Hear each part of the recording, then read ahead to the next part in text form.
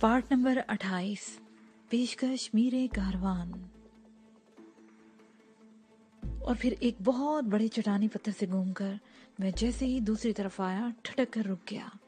मुझसे चंद गज के फासले पर चित्रा प्रीतम आबशार के नीचे खड़ी नहा रही थी और उसके जिस्म की सारी कालक धुल गई थी। वो रात भर मेरे साथ लेटी रही थी, लेकिन मेरे जहन में एक लम्हे के लिए भी कोई लव ख्याल नहीं आया था। मगर इस वक्त चित्रा को नहाते देखकर मेरे दिमाग में सनसनाहट सी होने लगी। मैं वहां से हटकर उस पत्थर के पीछे चला गया और एक जगह टेक लगाकर बैठ गया।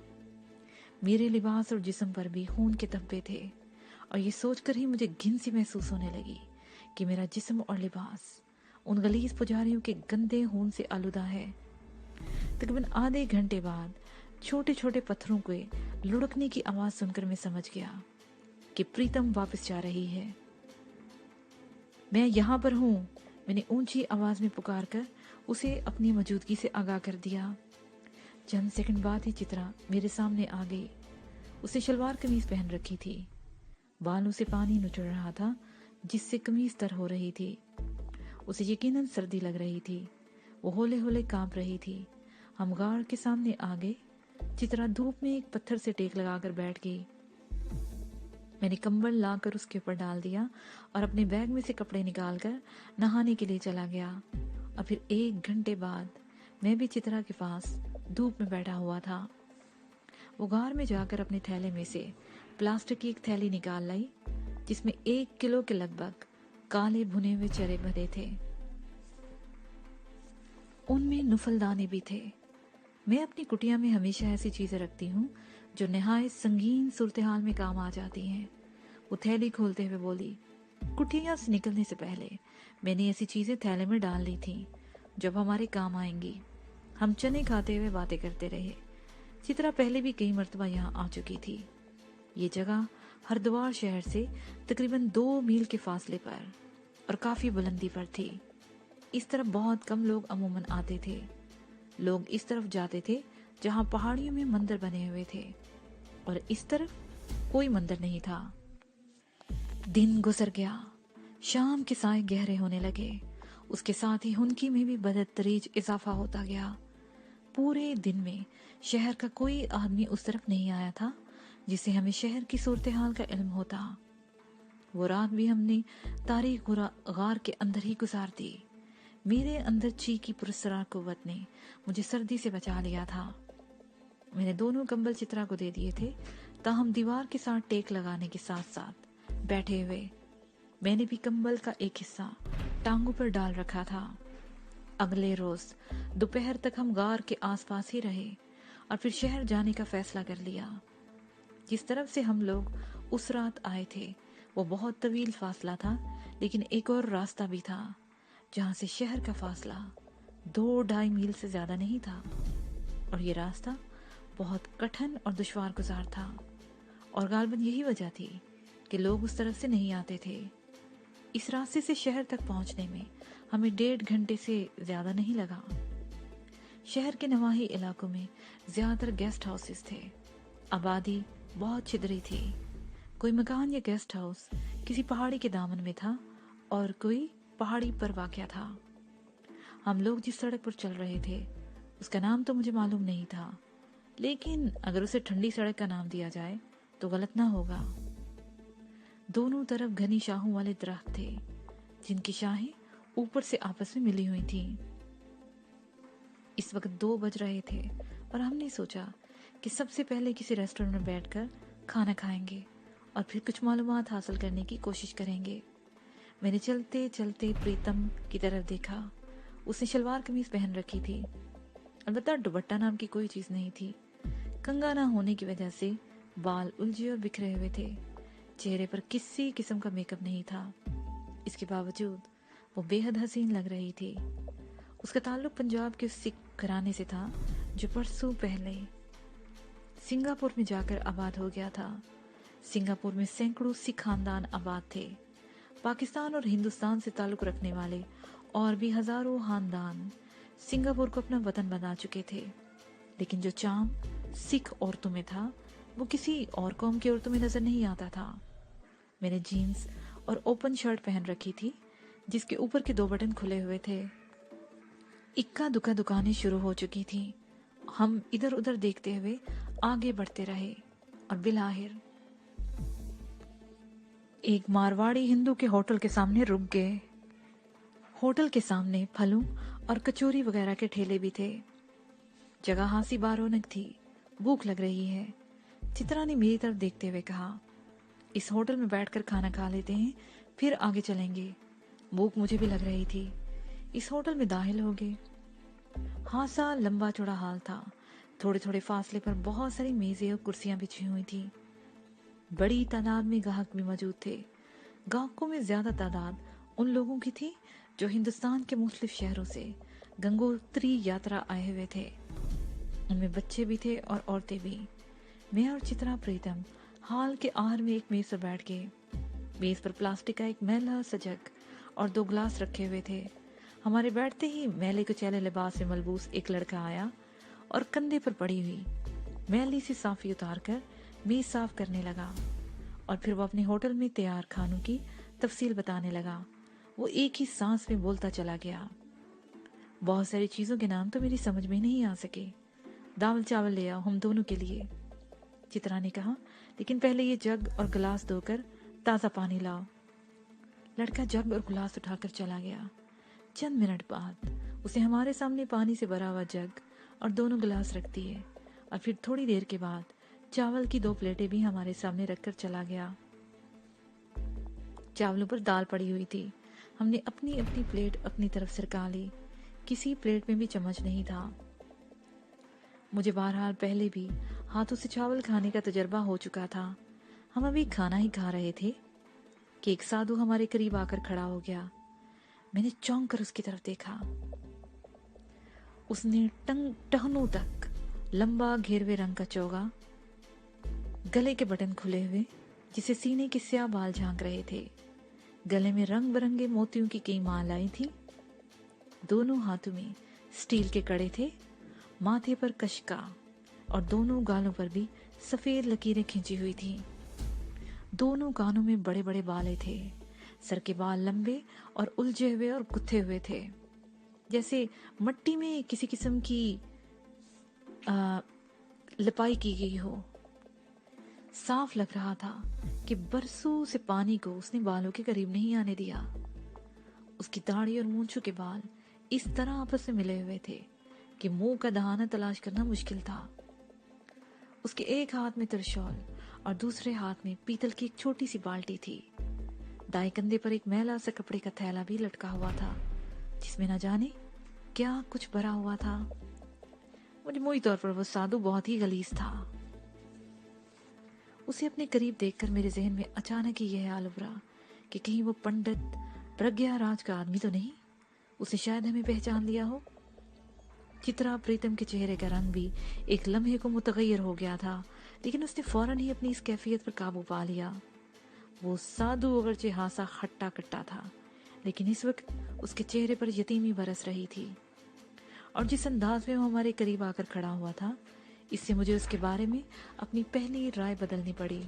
ओए छोकरे, काउंटर पर बैठा हुआ मारवाड़ी सेठ, जी हाँ, इस साधु को बाहर निकाल, ग्राहकों को परेशान करता है। वेटर लड़का मेजों के दरमियान घूमते हुए हमारी तरफ आ गया और करीब पहुंचकर साधु का बाजू पकड़ लिया। उसी लम्हे मेरे जहन में एक और ख्याल उभरा। 1 मिनट। मैंने हाथ उठाकर लड़के को रोक दिया और साधु की तरफ देखते हुए बोला, भूख लग रही है, भोजन करोगे? साधु ने इस बात में सर हिला दिया। उसके लिए 1 प्लेट दाल चावल लाओ, मैंने लड़के से कहा और साधु को इशारा किया।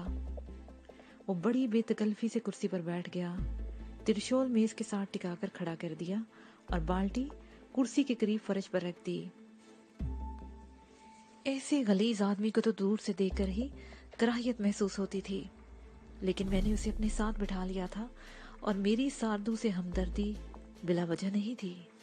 जब हम अपना खाना खत्म कर चुके चंद मिनट बाद ही लड़के ने साधु के सामने चावलों की प्लेट रख दी और उस साधु ने जिस तरह चावल खाए वो मैं यहाँ बयान नहीं करना चाहता। उसके लिए दूसरी और तीसरी प्लेट भी मंगवाएगी। चित्रा इस दौरान में मुंह फेरे बैठी रही। किसी गंदे और गलीज साधु को इस तरह अपने पास बैठाना और उसकी सेवा करना कोई अनोखी और गैर मामूली बात नहीं थी। इस किस्म के साधुओं को बहुत पहुंचा हुआ और बहुत ही कुव्वतों वाला समझा जाता था और लोग इनके पीछे पीछे फिरा करते थे। खाना खत्म करने के बाद साधु ने चाय भी पी और फिर मैं उसे लेकर होटल से बाहर निकल आया। मैं इससे जो बात करना चाहता था उसके लिए वो जगह मुनासिब नहीं थी। हम होटल से निकलकर सड़क पार करके एक दरख्त के नीचे बैठ गए। साधु जमीन पर आलती पालती मारकर बैठ गया था। यहाँ कहाँ रहते हो? मेरा मतलब है कौन से मंदिर में? मैंने पूछा। साधुओं का कोई पक्का स्थान नहीं होता। उसने बेतरतीब दाढ़ी पर हाथ फेरते हुए कहा, हम आज ही बनारस से आए हैं। गंगोत्री की यात्रा करके वापस चले जाएंगे। तुमने हमारी सेवा की बालक। हम बहुत खुश हुए। आप जैसे महापुरुषों की सेवा करना हमारा धर्म है महाराज। मैंने हाथ जोड़ते हुए कहा, हम आपकी और क्या सेवा करेंगे, पर आपको भी हमारे लिए कुछ करना होगा। साधु ने घूर कर मेरी तरफ देखा, फिर बोला, तुम्हारी इच्छा अवश्य पूरी करेंगे। मांग क्या मांगता है बालक। उसे खामोश होकर मानीहेज निगाहों से चित्रा की तरफ देखा, फिर मध्यम लहजे में बोला, मैं समझ गया, बताने की जरूरत नहीं। घर का आंगन सूना है। औलाद मांगते हो? मैंने चित्रा प्रीतम की तरफ देखा। शर्म या गुस्से से उसका चेहरा सुर्ख हो गया। नहीं महाराज, मैंने अपनी मुस्कुराहट पर काबू पाने की कोशिश करते हुए कहा, एक और मामूली सा काम है, वो कर दो, हम तुम्हारी बहुत सेवा करेंगे। मैंने ये कहते हुए 5-5 रुपए वाले 2 सिक्के उसके हाथ में रख दिए। बोल क्या बोलता है। उसने दोनों सिक्के पीतल की बाल्टी में डाल दिए। मैंने जवाब देने से पहले चंद लम्हे खामोशी से चित्रा की तरफ देखा, फिर साधु की तरफ देखते हुए मध्यम लहजे में बोला, आप मेरी बात का बुरा मत मानिए महाराज, लेकिन बात ऐसी है कि कहे बगैर भी चारा नहीं। मैं चंद लम्हों को खामोश हुआ, फिर बात जारी रखते हुए कहने लगा, चंद रोज पहले एक पंडित महाराज हमारे घर की एक कन्या को वरगला कर ले गए हैं। हम उसकी तलाश में यहाँ आए हैं। हमें पता चला है कि वो पंडित महाराज हमारी कन्या के साथ गंगोत्री मंदिर में छुपा हुआ है और प्रज्ञा राज नामी एक पंडित का मेहमान है। हम मंदिर में इसके साथ कोई झगड़ा नहीं करना चाहते। आप हमें ये पता करके बता दें कि वो पंडित महाराज और कन्या अब भी मंदिर में हैं या नहीं। बस महाराज, इतनी सी बात है। इतनी सी बात है? बहुत बेवकूफ हो तुम बालक। साधु ने कहा, 3 प्लेट चावल, 1 कप चाय और 10 रुपयों में इतना बड़ा काम कराना चाहते हो? मैं चंद महीनों बाद यहाँ जरूर आता हूँ और पंडित प्रज्ञा राज को बहुत अच्छी तरह जानता हूँ। वो बड़ा हरामी आदमी है और अगर उसे मुझ पर शक भी हो गया तो मेरी चमड़ी उतरवा देगा। पर तू चिंता न कर, तेरा काम अवश्य होगा। 100 का पत्ता निकाल। उसने बाल्टी मेरे आगे फैला दी। उसकी बातें सुनकर मैं चौंके बगैर नहीं रह सका था। वो साधु भी कुछ कम हरामी नहीं था। काम की नोयत को फौरन ही समझ गया। और तो और गनीमत ये था कि उसने सिर्फ 100 रुपए का मुतालबा किया था। 1000-2000 भी मांग सकता था। मैंने एक बार फिर चित्रा की तरफ देखा और जेब से 100 रुपए का नोट निकालकर साधु के हाथ पर रख दिया। पर एक बात है साधु महाराज, मैंने कहा, पंडित प्रज्ञा राज किसी और को। शांत रहो मूर्ख। उसने मेरी बात काट दी। उस हरामी को तो बाप को भी पता नहीं चलेगा, पर काम हो जाने के बाद 500 रुपए और लूंगा। ये 100 रुपए तो मैंने बयाना लिया है। वो वाकई बहुत हरामी था। अपना रेट बढ़ा रहा था, लेकिन मैंने भी हामी भर ली। हम शाम को 6 बजे उसी होटल में मिलेंगे। मैंने कहा, ठीक है, मैं आ जाऊंगा।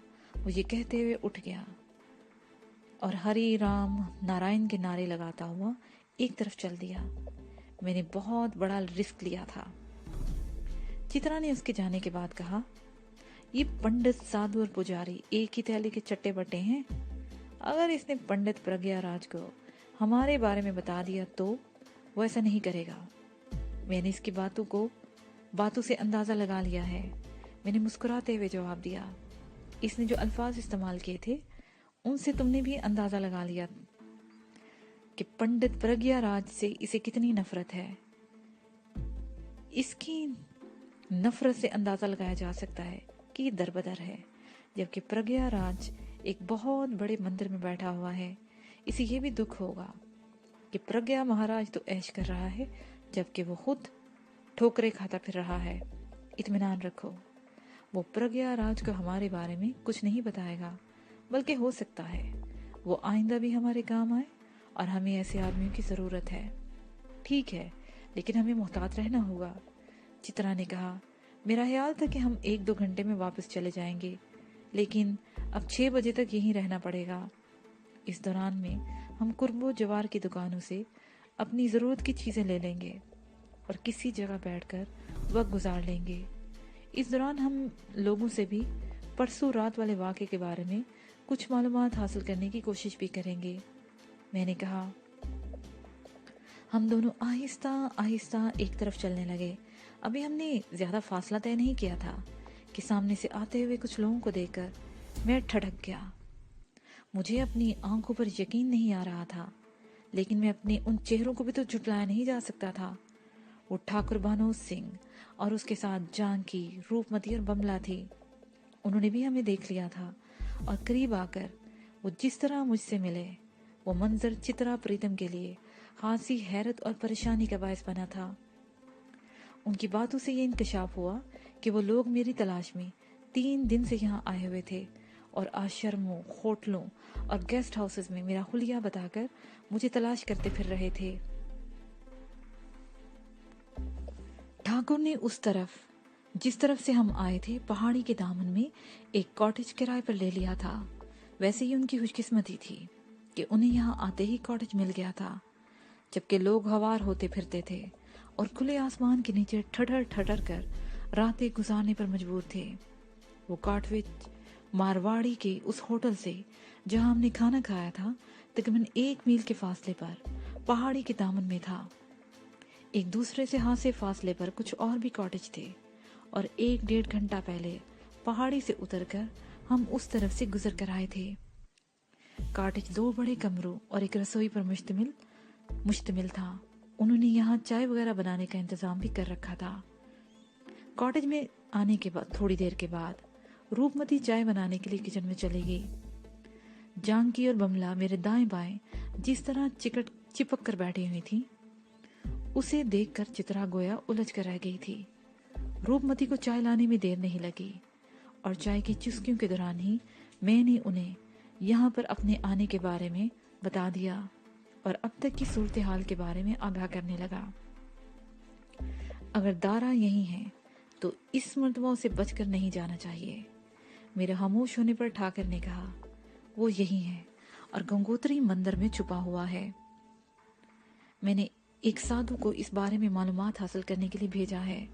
शाम 6 बजे उस साधु से मुलाकात होगी तो कुछ पता चलेगा। रहने का कहाँ बंदोबस्त किया है तुमने? ठाकुर ने पूछा। ये सवाल करते हुए उसने कनखियों से चित्रा प्रीतम की तरफ भी देखा था। परसों रात तो मैंने चित्रा के कॉटेज में था, लेकिन दारा ने हमें ढूंढ निकाला। उस रात उसके 2 आदमी ने कॉटेज पर हमला कर दिया और मैं चंद लम्हों को खामोश हुआ, फिर उसे परसों रात के बारे में बताने लगा और आखिर में कहाँ 2 रातें हमने पहाड़ियों में एक गार में गुजारी उस बारे में बताया। लेकिन अब बहरहाल हमें ठिकाना तो मिल गया है। मैं इधर उधर देखने लगा। परसों रात, ठाकर मेरे खामोश होते हुए बोला। कॉटेज को आग लगने के बाद शहर के बहुत सारे लोग उस तरफ भाग खड़े हुए थे। हम उस वक्त मेन बाजार के एक होटल में बैठे खाना खा रहे थे। आग पर काबू नहीं पाया जा सका था। कॉटेज मुकम्मल तौर पर जलकर राख हो गया था। अगले रोज पता चला कि मलबे से 2 जली हुई लाशें मिली थीं, लेकिन पुलिस इनके बारे में कुछ मालूम नहीं कर सकी। अलबत्ता किसी पगली और उसके किसी प्रेमी के नाम लिया जा रहा था। मैं मुस्कुराकर चित्रा प्रीतम की तरफ देखा और फिर जानकी की तरफ देखने लगा। उसकी भवें तन गई थीं। चित्रा प्रीतम मेरे एक मुरब्बी चाचा हशूनत सिंह की बेटी है। ये सिंगापुर से यहाँ आई थी और बस जानकी ने मुझे टोक दिया। अब मैं जान गई हूँ कि ये कौन है। जानकी ने ये जुमला बात को खत्म करने के लिए अदा किया था और फिर मौजू बदल गया। ठाकर की बातों से ये तो पता चल गया था कि उस रात हमारे कॉटेज के जल जाने के बाद अगले रोज मलबे में से 2 जली हुई लाशें मिली थी और मेरा और चित्रा का नाम लिया जा रहा था।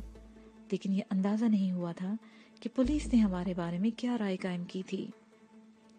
आया पुलिस की नजरें भी हम दोनों पर थी, या पुलिस की नजरों में भी हम दोनों जलकर राख हो गए थे, या हमें आतिशजनी और कातिल का मुल्जिम ठहराया जा रहा था।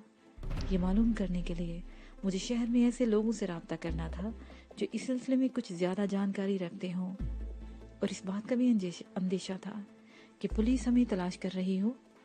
मैं और चित्रा रिस्क लेकर पहाड़ों से उतर आए थे और खुशकिस्मती से हमें ठाकुर मिल गया था। चित्रा को फिलहाल बाहर जाने की जरूरत नहीं थी, लेकिन मुझे ये रिस्क लेना ही था। ठीक 6 बजे मैं और ठाकुर कॉटेज से निकलकर उसी शहरी हदूद में रवाना हो गए। चंद मिनट से ज्यादा का फासला नहीं था। होटल के करीब पहुंचकर मैं और ठाकुर अलग अलग हो गए ताकि अगर किसी को मुझ पर शुबा ना हो। हालात का तकाजा भी यही था कि एहतियात का दामन हाथ से न छूटा जाए। ठाकुर होटल के सामने सड़क के दूसरी तरफ खड़ा था और मैं इधर उधर देखता हुआ होटल में दाखिल हो गया। यहाँ पर ज्यादा रौनक नहीं थी। होटल के अंदर भी कोई ज्यादा रश नहीं था। फिल्मी गानों के शोर में कान पड़ी आवाज सुनाई नहीं दे रही थी। मैं होटल में दाखिल होकर इधर उधर देखने लगा। वो साधु उसी मेज पर बैठा हुआ था जहां दोपहर को हमने खाना खाया था। मेज पर 2 आदमी और भी थे। चौथी कुर्सी खाली थी। साधु ने सामने चावलों की प्लेट रखी हुई थी और वो बड़ी ही बदतमीजी से चावल खा रहा था। मैं इसके करीब जाने के बजाय एक और मेज पर बैठ गया। वेटर लड़के ने पूछे बगैर मेरे सामने चाय का कप ला के रख दिया। चाय बहुत बदमजा थी, लेकिन पीनी पड़ी। इस दौरान मैं बार बार उस साधु की तरफ देख रहा था। चावल खत्म करने के बाद साधु ने जग उठाकर मुंह से लगा लिया। फिर उसने अपने हाथ अपने कुर्ते के दामन से पूंछते हुए इधर उधर देखने लगा। दोपहर को भी उसने यही हरकत की थी। मैं अपनी जगह से उठ गया ताकि साधु मुझे देख सके। अंदाजा दुरुस्त निकला। साधु मुझे देखते ही एक झटके से खड़ा हो गया। मैं इस दौरान में काउंटर पर पहुंच गया था। साधु अक्लमंद आदमी था। मैंने पैसे निकालने के लिए जेब में हाथ डाला तो वो भी मेरे करीब पहुंच गया। हमने भोजन खा लिया है, यहाँ पैसे दे दो बालक, राम भली करेगा, उसे मेरी तरफ देखते हुए कहा। उसका लहजा भीख मांगने वाला था। मैंने पहले तो घूर कर उसकी तरफ देखा, फिर पैसे भी दे दिए और होटल से बाहर आ गया। साधु मुझसे पहले ही बाहर आ चुका था। वो हरिओम हरिओम कहते हुए एक तरफ जा रहा था। मैं भी उसके पीछे चलता रहा। थोड़ी दूर जाकर साधु रुक गया। 500 रुपये निकाल बालक, उसने मेरे सामने हाथ फैला दिया। तुम्हारे कारण हमें बड़ा कष्ट उठाना पड़ा है। मैंने कुछ कहे बगैर जेब से 500 रुपये निकालकर उसके हाथ पे रख दिए। इस दौरान ठाकर भी हमारे करीब पहुंच चुका था। साधु उसे देखकर कुछ झिझका था। इसकी चिंता मत करो, ये अपना ही बंदा है। मैंने कहा, अब तुम वक्त जाया करने के बजाय बोलना शुरू कर दो। तुम्हारी मुश्किल अभी अंत नहीं हुई बालिक। साधु ने कहा, मतलब? मैंने उसे घूरा। दोपहर को मैं यहाँ से सीधा गंगोत्री मंदिर गया था। साधु कह रहा था, मैंने मंदिर के तमाम पंडितों और पुजारियों से पूछ लिया। तुम्हारे लिए जानकारी ये है कि पंडित प्रज्ञाराज अपने दोस्त के साथ कल सुबह सवेरे ही गंगोत्री मंदिर से चला गया था। उसके साथ एक छोकरी भी थी। कहाँ गए वो लोग? मैंने पूछा। ये जानकारी नहीं मिले बालक, साधु ने जवाब दिया, पर पता ये चला है कि वो लोग बड़ी उजलत से वहां से गए थे। ठीक है साधु महाराज, अब तुम जा सकते हो। मैंने कहा, कोई और सेवा बालक? साधु ने पूछा। कुछ नहीं महाराज, धन्यवाद। मैंने उसके सामने हाथ जोड़ दिए। साधु हरिओम हरिओम नारायण नारायण की धुन लगाते हुए वहां से वापस चला गया। मैंने उसे मजीद काम लेने का इरादा तर्क कर दिया था।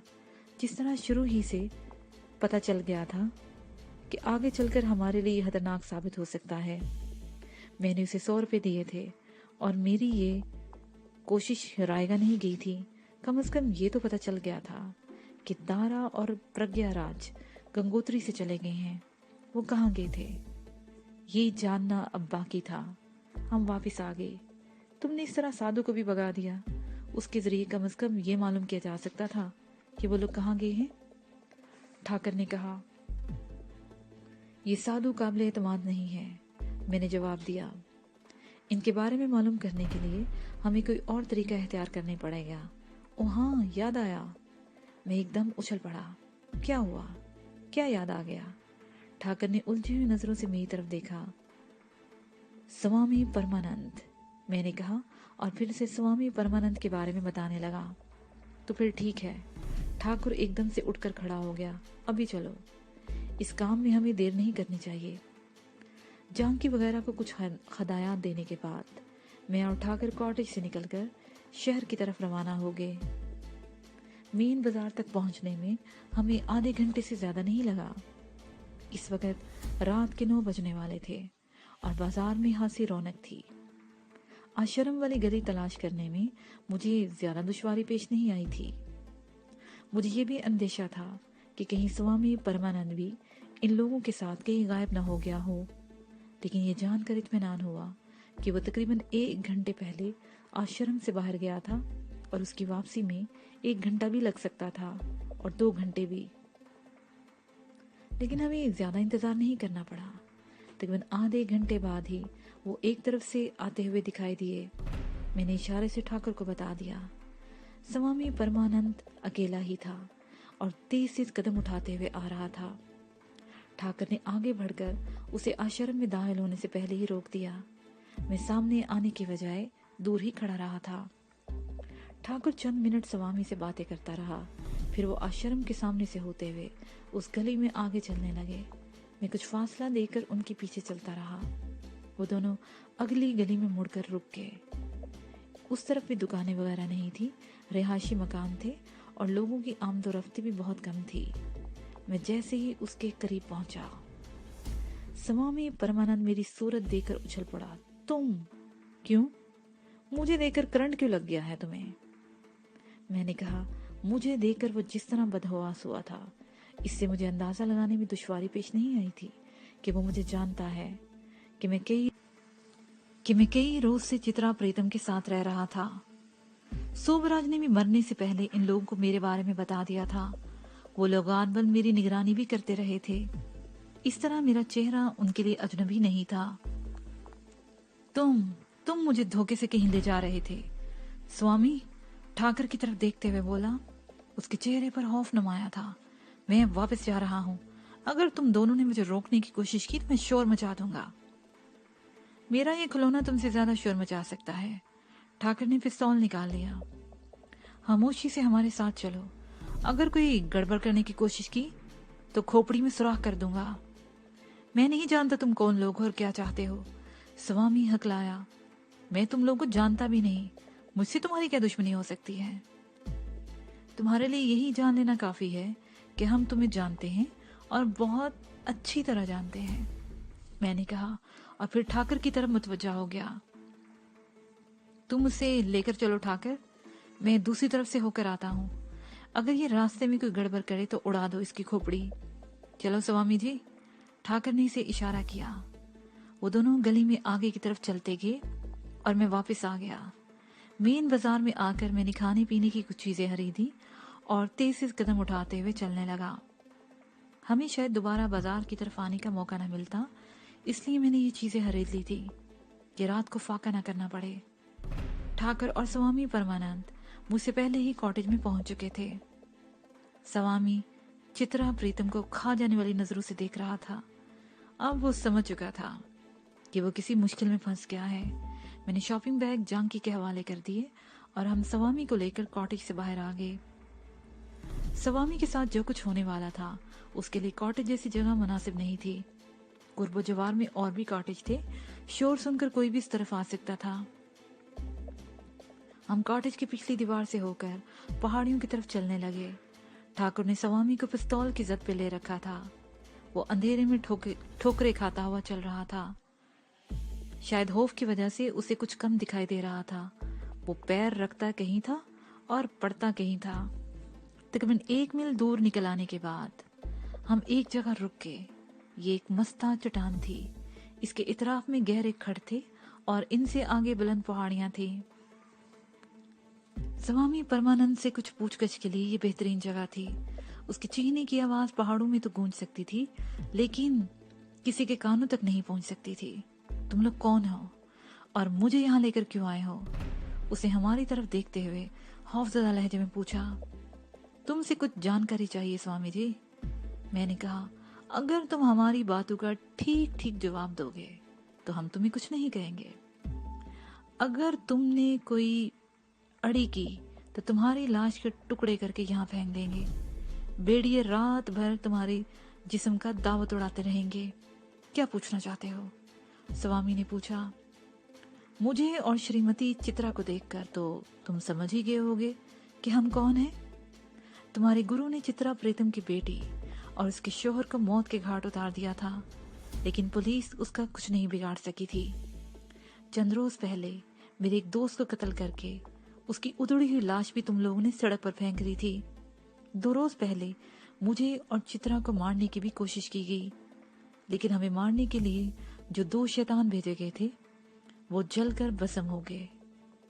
तुम्हारा गंगोत्री सरदार गंगोत्री मंदिर से कहीं और चला गया। हम सिर्फ ये जानना चाहते हैं कि वो कहाँ है। इसके साथ ही ये पार्ट अपने इख्तिताम को पहुंचा।